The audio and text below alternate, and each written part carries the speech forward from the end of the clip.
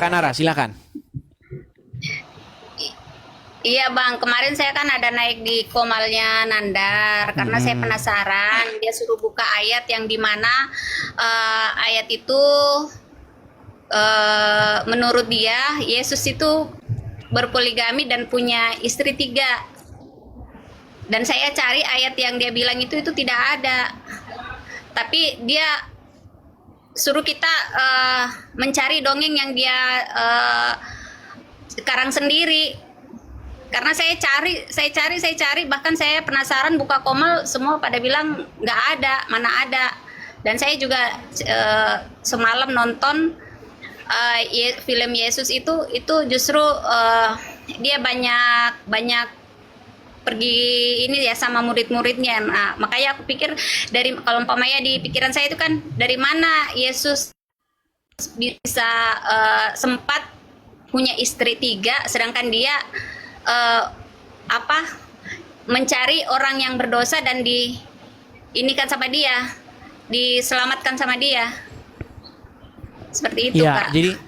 jadi begini, saya kasih tahu ya latar belakangnya Nandar. Jadi Nandar ini dia itu ada sedikit mengalami disorder. Jadi yang seharusnya ininya di sini agak miring ke sini sedikit. Nah, kenapa dia begitu? Gini. Makanya teman-teman saya bilang dampak dari kedatangan Zakir Naik itu sangat besar bagi kaum muslimin wal muslimat. Nah, Nandar ini salah satu korban dari Zakir Naik. Di mana Zakir Naik itu mengatakan hal-hal yang tidak ada dalam Bible dan dia percaya itu. Nah, sekarang saya kasih tahu, ada yang disebut dengan penyakit mental namanya mitomania. Tahu Bu mitomania? Kak Nara tahu mitomania? Nah, mitomania ini, penyakit mitomania itu adalah penyakit di mana seseorang itu berbohong, tetapi dia mengira bahwa kebohongan yang dikarang itu adalah kebenaran. Kan parah kan? Biasanya kalau kita bohong kan kita tahu kalau itu bohong. Iya benar. Nah, tapi ada satu jenis penyakit namanya mitomania. Dia berbohong, tetapi karena dia mengalami gangguan mental, dia mengira bahwa kebohongan yang dia utarakan itu adalah kebenaran. Dan si Nandar mengalami penyakit mitomania itu. Nah, di mana contoh-contohnya? Dia mengatakan bahwa di dalam Bible, Yesus poligami, punya istri 3 katanya. Itu salah satu jenis mitomania yang dialami Nandar. Nah, banyak teman-teman muslim mengalami hal yang sama, Bu. Contohnya apa? Mereka mengalami mitomania juga bahwa di dalam Bible Yesus tidak disalibkan, tetapi diserupakan. Banyak hal-hal yang lain. Seperti itu. Terus ini bagaimana ini Kak Edis? Kata Selina, dia udah ke Islam. Saya juga udah ke gereja ini, pergi belajar kemarin. Ya, Pergi maksudnya kemarin hari Minggu ya. Saya coba ke gereja. Pada saat saya di gereja itu, saya masuk gemetar Bang Edis. Saya gemetar terus saya tanya kebetulan saya kan sama mantan suami itu kan kayak saudara. Dia masih Kristen ya. Saya sama dia dulu itu 16 tahun tapi saya tetap di agama saya Muslim. Beliau ya di ini artinya saya diajaklah ke gereja kemarin karena itu permintaan saya. Saya di gereja itu cuma mereka berdiri nyanyi, tangan ditaruh di atas, saya juga berdiri. Loh kok saya kayak kedinginan gitu. Itu padahal saya cuma lagu aja tapi saya kayak nangis gitu. Nangisnya itu kayak orang terseduh-seduh ya. Itu yang alami. Dan saya dulu pernah dapat waktu saya kan sakit tuh Mas Edis, saya sakit terus saya ngikut doa pastur. Itu saya berapa hari itu tidak bisa buang air karena memang itu penyakit saya kan penyakit yang kritis ya. Kanker Mas. Itu saya berapa hari tidak bisa buang air. Itu kentut aja itu susah. Buang air itu nggak bisa. itu ada kurang lebih 1 minggu saya tidak buang air. Pada saat saya didoain, pastor itu berkata, Yesus ada di belakang kamu, tapi saya masih tidak terlalu kepikiran ke sana. Pada saat saya didoain, dari situ saya itu tiba-tiba langsung aku hentikan, Pastor, saya boleh izin buang air nggak? Karena berapa hari ini saya tidak bisa buang air. Itu yang saya alami, tapi Ya, saya masih artinya- ini pada saat saya di Ya, makanya di dalam kekristenan itu kita itu percaya dengan yang namanya tanda bahwa kita tidak mempercayai suatu yang ngaku-ngaku. Contoh begini, banyak orang ngaku-ngaku saya Tuhan, saya Tuhan. Banyak orang yang ngaku-ngaku saya Nabi, tetapi mereka tidak punya tanda. Nah, di dalam kekristenan tandanya bahwa kita tidak mempercayai sesuatu yang dongeng-dongeng adalah mujizat itu. Ada kesembuhan. Ketika Yesus membangkitkan orang mati, menyembuhkan orang yang tuli, kemudian orang buta melihat, itu adalah sebuah sign, sebuah tanda bahwasanya apa yang dikatakan Yesus itu benar. Begitu. Iya, iya. Kalau dalam Islam, nanti saya mau ngomong nanti dibilang penistaan. Muhammad sendiri tidak punya mujizat di dalam agama Islam itu. Iya, tapi ini aku mau sampaikan sama Bang Edis ya. Mm-mm.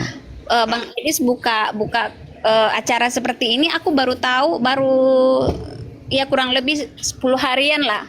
Mm-mm. Kayak gitu. Saya baru ikutin, terus setelah saya ikutin kok hati saya kayak jangan gitu ya. Sorry Mas.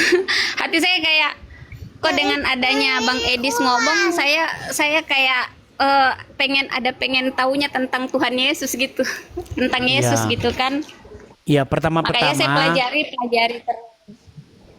Ya. Makanya saya pelajari terus. Ternyata bukan cuma saya, Bang Edis yang pengen tahu. Ternyata ada beberapa Muslim yang DM saya, dia bilang, saya sebenarnya Bu, setelah saya dengar Bang Edis bicara, itu dia juga ninggalin hijabnya, terus dia itu pengen masuk Kristen, tapi di sekelilingnya itu banyak Muslim, termasuk saudaranya, orang tuanya, jadi dia tidak berani, makanya jalan satu-satunya dia lepas hijab. Banyak Bu. Jadi yang DM saya juga banyak, Bang, saya Muslim. Semenjak nonton channel Abang, saya jadi penasaran begini-begini. Bagaimana caranya Bang supaya saya jadi orang Kristen? Banyak. Banyak sekali. Nah, inilah tugas gereja supaya gereja mengambil tindakan terhadap orang-orang seperti ini, seperti itu. Dengan mengajarkan pengajaran yang benar, pengajaran yang sehat, Alkitabiah, ya kan? Diajari supaya menjadi manusia baru. Kalau dahulu sibuk dengan ritualisme, pakai ini namanya fisik-fisik, sekarang sibuk mendandani kerohanian bukan jasmania, begitu. Karena kalau saya lihat Bu, di dalam agama Islam yang penting jilbab-jilbaban masuk surga. Nah, tapi kalau di dalam Kristen itu nggak seperti itu Bu. Di dalam Kristen itu bicara bagaimana menjadi manusia baru, bukan penampilan baru. Kalau dalam agama Muslim kan ya penampilan baru. Yang penting pakai jilbab. Karena di dalam agama Islam barang siapa yang mengucapkan syahadat, barang siapa mengucapkan kalimat syahadat masuk surga walaupun maling, walaupun berzina, kata Muhammad.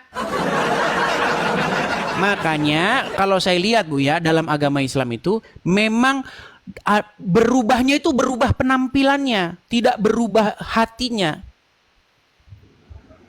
Tapi di dalam agama Kristen, bagaimana Tuhan itu melihat hati.